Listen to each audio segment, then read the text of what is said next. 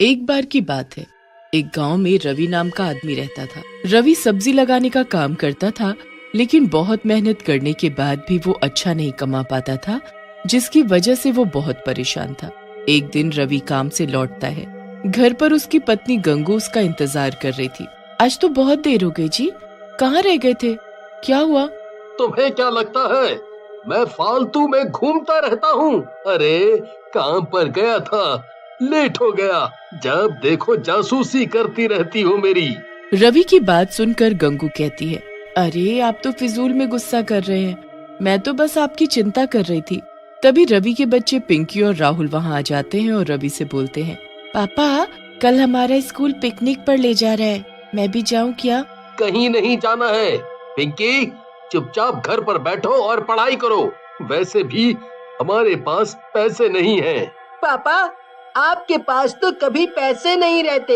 एक छोटी सी फरमाइश की है हमने, आप वो भी पूरा नहीं कर सकते? राहुल की बात सुनकर रवि को गुस्सा आ जाता है और वो रवि को जोर से थप्पड़ मार देता है। ये देख गंगू भी गुस्से में आ जाती है और रवि को धक्का देते हुए बोलती है, तुम्हें जरा सी भी अकल नहीं है क्या?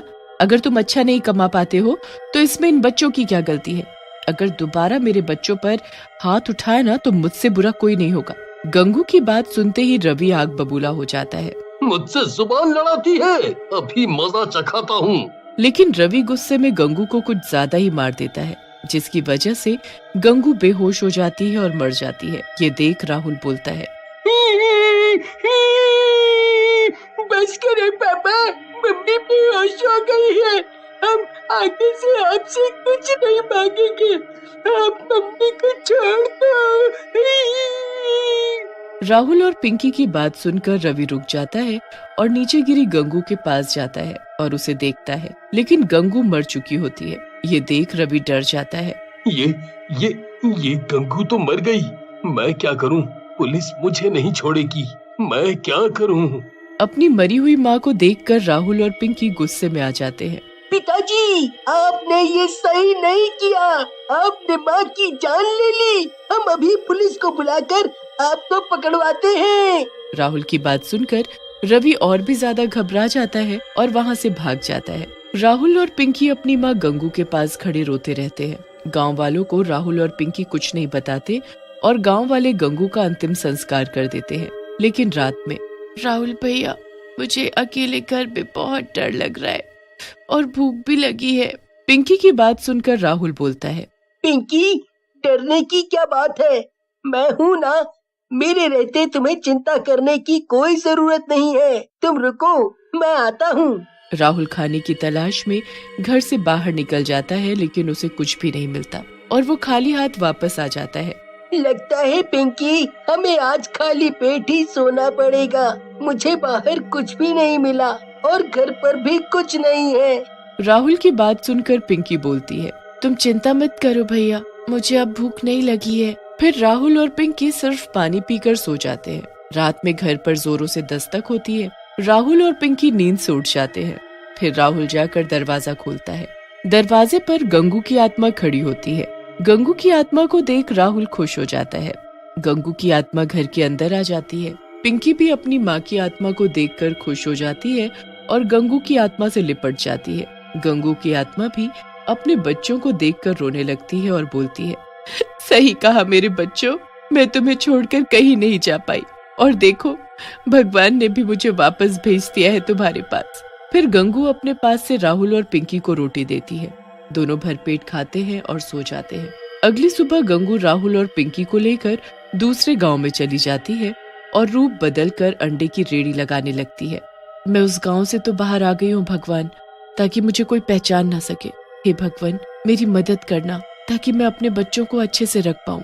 फिर गंगू रोज अंडे की रेड़ी लगाती और अंडे और ऑमलेट बना बना कर बेचती। उसके ऑमलेट और अंडे बहुत ही ज्यादा स्वादिष्ट होते, जिसकी वजह से दूर दूर से लोग उसके पास आने लगे। गंगू बहन, तुम जो ऑमलेट बनाती हो बहुत ही स्वादिष्ट होता है। मैंने उतना बढ़िया ऑमलेट कभी नहीं खाया। गांव वाले की बात सुनकर गंगू की आत्मा बोलती है, सही में भैया, लेकिन मेरे पति को तो मेरे हाथ का खाना पसंद नहीं है। अच्छा बहन, माफ करना, आपके पति को फिर कुछ नहीं आता जाता, उसे नहीं पता स्वाद का। हाँ। जैसे जैसे समय बीतने लगा गंगू की कमाई बढ़ने लगी और राहुल और पिंकी भी खूब खुश रहने लगे। लेकिन शायद उनकी किस्मत में ज्यादा दिन खुश होना नहीं लिखा था। गंगू से जलने वाले भी बहुत हो गए थे। एक दिन राणा नाम का दूसरा रेडी वाला अपने दोस्त काला से बोलता है, जब से ये गंगू यहाँ रेडी लगाने लगी है तब से हमारी बिक्री बंद हो गई है। पता नहीं मनहूस औरत लोगों पर क्या जादू करती है। मन तो करता है इसका गला दबा दूं। सही कह रहे हो भैया, चाहता तो मैं भी यही हूँ। जब से आई है हमारी तो कमाई ही बंद करवा दी। फिर काला और राणा गंगू को मारने का प्लान बनाते हैं और एक आदमी को गंगू को मारने के लिए बुलाते हैं। वो आदमी कोई और नहीं बल्कि रवि होता है, जो कि एक गुंडा बन चुका होता है। तुम दोनों चिंता मत करो, उस अंडे वाली की मैं भुर्जी बना दूंगा, भुर्जी। बस तुम दोनों बताओ कि वो कहाँ मिलेगी। फिर रवि काला और राणा की बताई जगह पर गंगू की रेड़ी के पास पहुंच जाता है और गंगू को पीछे खड़े होकर बोलता है, ए औरत, तूने मेरे दोस्तों का काम चौपट कर रखा है। आज तेरा आखिरी दिन है। आज के बाद तू कोई भी रेडी नहीं लगा पाएगी। रवि की बात सुनकर गंगू की आत्मा पलटती है। रवि गंगू को देखकर हैरान रह जाता है और डरते हुए बोलता है, गंगू, तू जिंदा कैसे हो गई? मैंने तो तुझे अपने हाथों से मारा था। रवि की बात सुनकर गंगू हंसने लगती है और बोलती है, तेरी मौत मेरे ही हाथों लिखी है, इसलिए शायद भगवान ने मुझे वापस भेजा है और मैं गंगू नहीं उसकी आत्मा हूँ, समझा। तभी गंगू अपने डरावने चुड़ैल के रूप में आ जाती है और रवि को गर्दन से पकड़कर उठा लेती है। रवि दर्द और दम घुटने की वजह से तड़पने लगता है। छोड़ दे मुझे गंगू, जाने दे, माफ कर दे।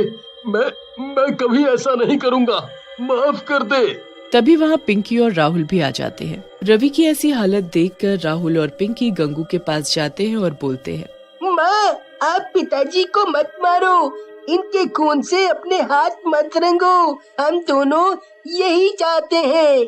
पिंकी और राहुल की बात सुनकर गंगू रवि को दूर फेंक देती है और बोलती है, देखा दुष्ट, तेरे इतना बुरा करने पर भी मेरे दोनों बच्चे तेरी जान बचाना चाहते हैं।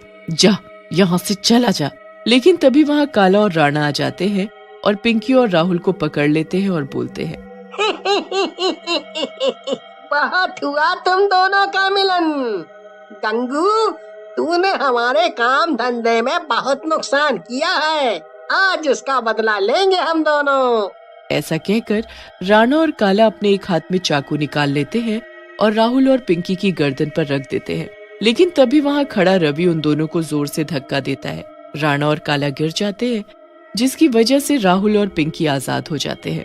ये तूने क्या किया रवि? अब इनसे पहले तेरा नंबर आएगा। ऐसा कहकर राणा और काला रवि को चाकू मार देते हैं। रवि घायल होकर गिर जाता है। गंगू को बहुत गुस्सा आता है और वो उन दोनों को उठाकर दूर फेंक देती है, जिसकी वजह से काला और राणा दोनों मर जाते हैं। गंगू रवि के पास जाती है और बोलती है, आज तुमने मेरे दोनों बच्चों की जान बचाई है, इसकी वजह से मैं तुम्हारे सारे पुराने पाप माफ करती हूँ। गंगू की बात सुनकर रवि रोने लगता है और बोलता है, मुझे माफ कर दो गंगू, मैंने बहुत बड़ी गलती कर दी, मुझे माफ कर दो। रवि की बात सुनकर गंगू बोलती है, तुम्हें मैं माफी तभी दूंगी जब तुम अपने बच्चों को संभालोगे और उनका ख्याल रखोगे। मैंने अपने दोनों बच्चों के नाम बहुत पैसा छोड़ा है और अब ये अंडे की रेडी तुम संभालो।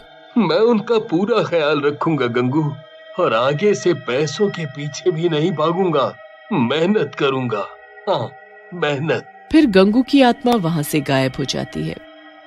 एक शहर में एक बहुत ही बड़ा परिवार रहता था। हरी एक ऑफिस में काम किया करता था। एक दिन हरी जब घर आता है तो सबको एक खुशखबरी सुनाता है। अरे कहाँ हो सब, जल्दी आओ, जल्दी। क्या हुआ बेटा?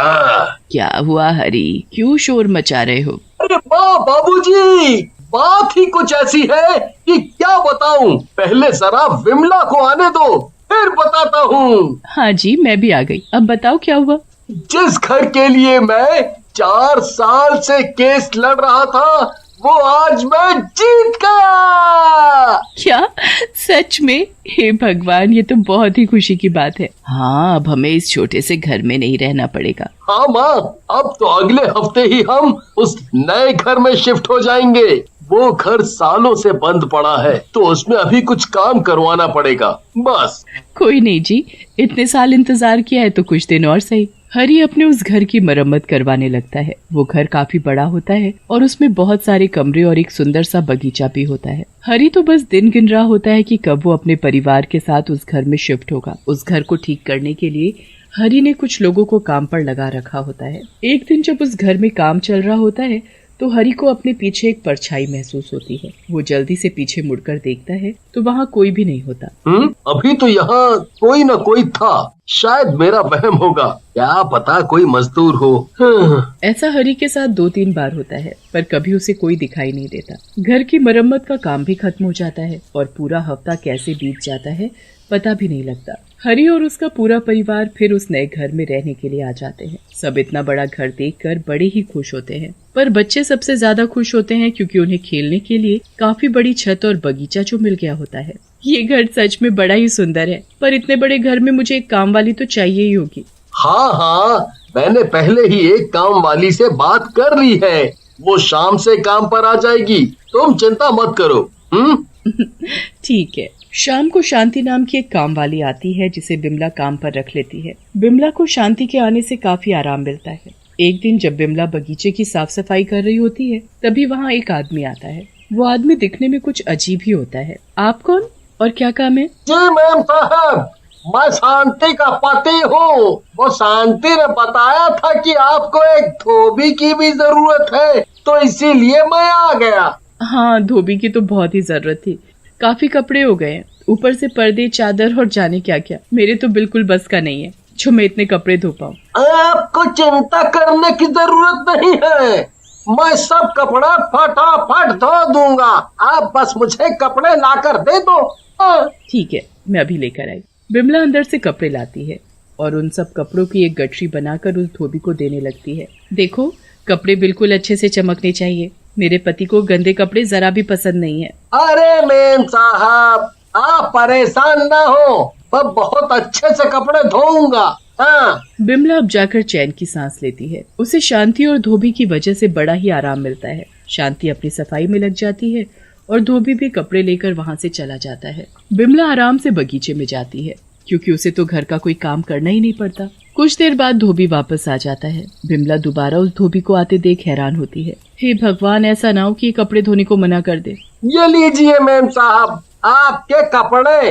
अरे भैया, क्या बात हो गई? आपको पैसे कम लग रहे हैं तो मैं कुछ पैसे भी दे सकती हूँ, पर आप ऐसे कपड़े धोने से मना मत करना। आप ये कैसी बात कर रही हो मेम साहब, मैं तो कपड़े धोकर ही लेकर आया हूँ। कपड़े धोकर भी ले आए? पर तुम अभी तो कपड़े लेकर गए थे, तो इतनी जल्दी कैसे कपड़े धुलकर सूख भी गए? अरे मेम साहब, मैं बहुत ही फटाफट काम करता हूँ, यही तो खूबी है मेरी। चलो अच्छी बात है, मैं तुम्हारा हिसाब महीने के आखिर में किया करूँगी। बाकी तुम कपड़े लेने हर 2 दिन बाद आ जाया करना।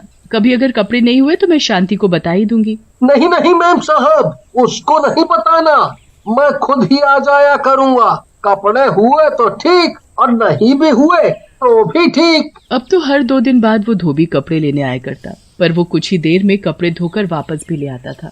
बिमला को ये बात बड़ी अजीब लगने लगी थी। गर्मियों हो या ठंड, पर कोई भी कैसे इतनी जल्दी कपड़े धोकर और उन्हें सुखाकर वापस ला सकता है। एक दिन इस बारे में शांति को बोल ही देती है। शांति, तुम्हारा पति बड़ी जल्दी ही काम नहीं कर देता? मेरा पति? आप मेरे पति को कैसे जानती हो? कैसी बातें कर रही हो शांति, तुम्हें तो पता ही है कि वो हमारे कपड़े धोता है। मेरे पति कपड़े धोता है? ये आप क्या बोल रही हो मालकिन? मेरा पति तो दूध बेचता है, वो कब से कपड़े धोने? अरे पर तुमने ही तो उसे यहाँ भेजा था। आप ये सब क्या बोल रही हो मेम साहब? मैं उसे क्यों यहाँ भेजूंगी? वो दूध बेचता है और सुबह से शाम तक शहर से बाहर रहता है। उसे तो आपके घर का रास्ता भी नहीं पता, तो वो यहाँ कैसे आ सकता है? वो तुम्हारा पति नहीं है तो आखिर ऐसे झूठ बोलकर कौन हमारे घर आ रहा है? मुझे इसका पता लगाना ही होगा। एक तो मुझे पहले से ही अजीब लग रहा था क्योंकि कोई भी 10 मिनट में ढेर कपड़े धोकर और उन्हें सुखाकर कैसे ला सकता है? 10 मिनट में? क्या बात कर रही हो मेम साहब? मुझे तो जरूर ये राजू ही लग रहा है। राजू? ये राजू कौन है? वो एक धोबी था मेम साहब।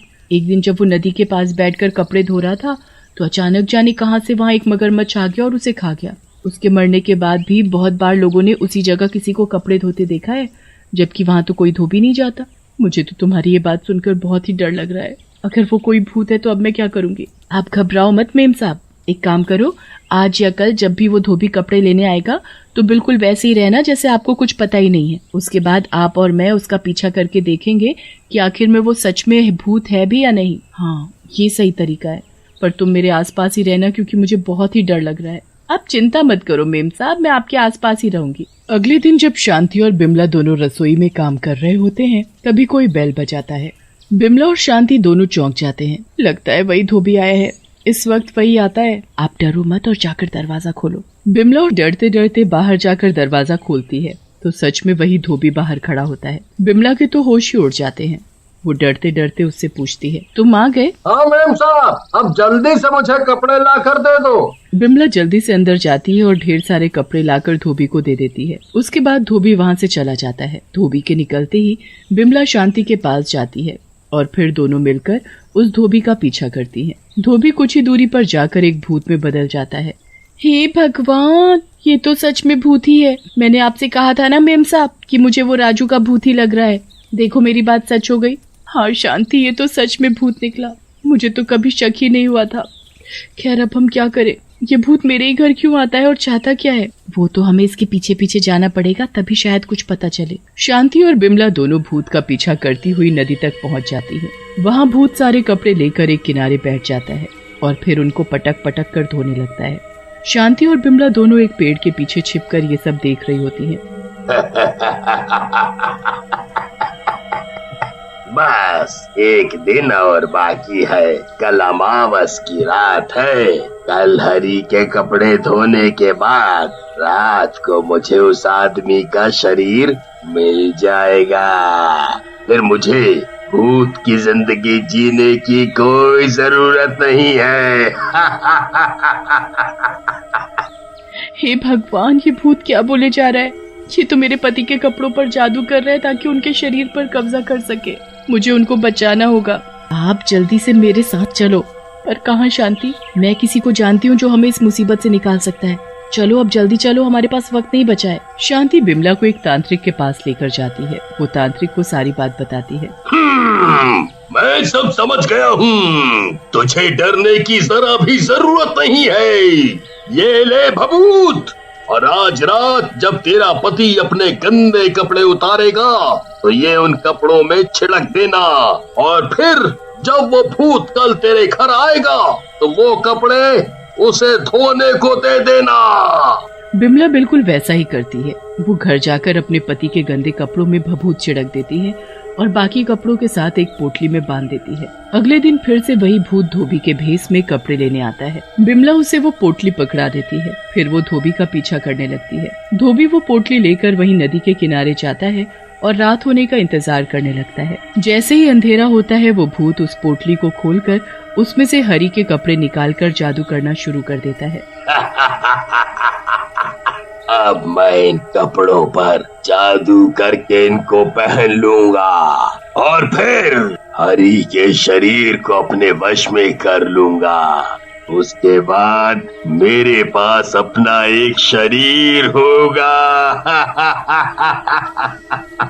भूत जादू करने के बाद जैसे ही उन कपड़ों को पहनता है तो कुछ ही देर बाद उसका शरीर आग की तरह जलने लगता है। भूत बुरी तरह चिल्लाने लगता है। ये क्या हो रहा है? ये क्या हो रहा है? मैं जल क्यों रहा हूँ? ये मुझे क्या हो रहा है? कुछ ही देर में उसका शरीर राख बन जाता है। बिमला खुशी खुशी अपने घर जाती है और अगले दिन शांति को सारी बात बताती है।